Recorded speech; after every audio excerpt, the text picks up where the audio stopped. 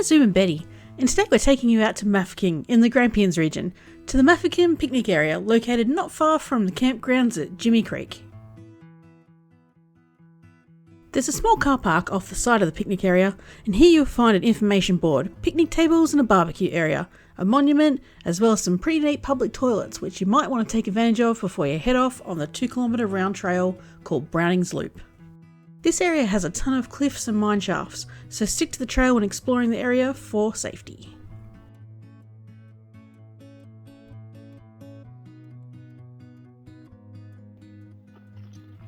Ooh, mine shaft. It's very scary. This area was once the town of Mafeking, the site of the last big gold rush here in Victoria around 1900, where about 700 kilograms of gold was found by miners staking their claims, digging mines and sluicing through the area, and at its peak in 1910 had up to 10,000 people living here. Would you say that one's bigger? Oh yeah, it is. By 1910, most of the gold had been stripped from the ground and the people started to move on, and with the town remaining until 1939 when the bushfires swept through the area and destroyed most of what the housing remained.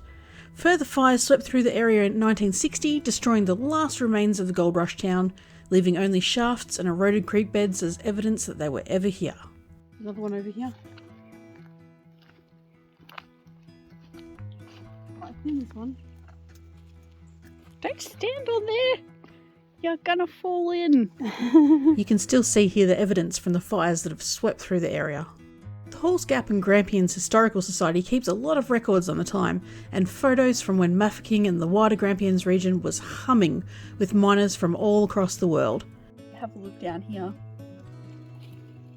There's little like bug-eating plants that I think are kind of in the same family as Venus flytraps.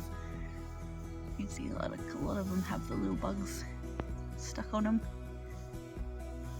It's cool. Yeah. It's not a good hike without a bridge.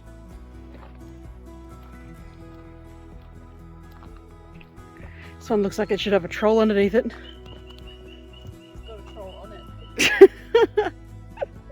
it.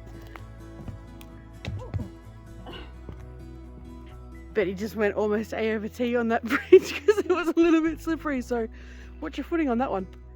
The drive out to the picnic area is about 20 minutes out of Moyston, and 20 kilometres of that is unsealed roads to get you there, so make sure you're coming in a car that can handle that.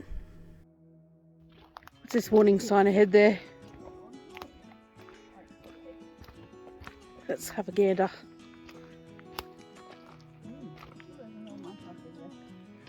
Mine shafts, take care, unstable edges, children at risk. Children at risk, especially children from you. I'm 34. I can imagine 80s kids were probably just left to dodge the mine shafts by themselves, and it probably would have been after the 2000s, I reckon, when councils would have put the traps over the top to stop people falling in holes, because that's what happened in the area that I grew up in when I was a kid. I was going to say that's because old Sandra was irresponsible and let you roam the bloody woods. How dare you say things about my mother like that? She totally did. You're a great mom. It's true. You can see in the video we did a while ago from my hometown episode, where we showed Melville's Caves. It also showed where we used to play in mine shafts as kids. No one ever died. Somehow. He's bad guys in these trees. Damn it. Damn it. These reminded me of the Banksia men, those bad guys from Snugglepot and Cuddlepie. Just under halfway around the loop, you'll find these signs on the trail letting you know how far along you are, which I always love to see on a walk. We always take so much longer than most people as we stop to explore and inspect everything along the way, so it always feels like we've gone much further than we have. Once we arrived, we realised this trail doesn't see many visitors at all, which was fantastic for us on a sunny weekend when we knew the main areas of the Grampians would just be flooded with tourists. Although there are obstacles off the paths, for the most part, even though you could see in some areas of the trails, they definitely don't get a lot of maintenance here. It's quite an easy walk with minimal elevation change throughout. This walk was suitable for most people, though wheelchairs would have a rough time of it. If you've got one of those off-road strollers, you might be okay if you don't mind picking it up every so often. Anyone without mobility issues, no matter what the fitness level, should be all good on this one. Uh-oh. Gotta go through it. I didn't bring my chainsaw.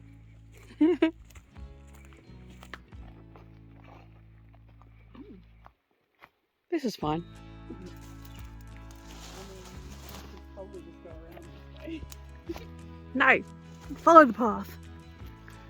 Don't leave the path, Miggy. People have gone around. Sorry, I've been here a while. Yeah, trapped.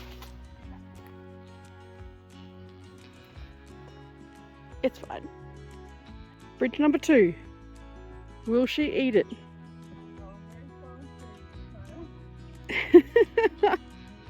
Safe as houses.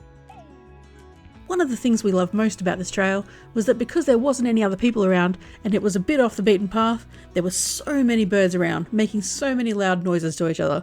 And this was one of those trails where you really feel like, yep, I'm definitely in nature now.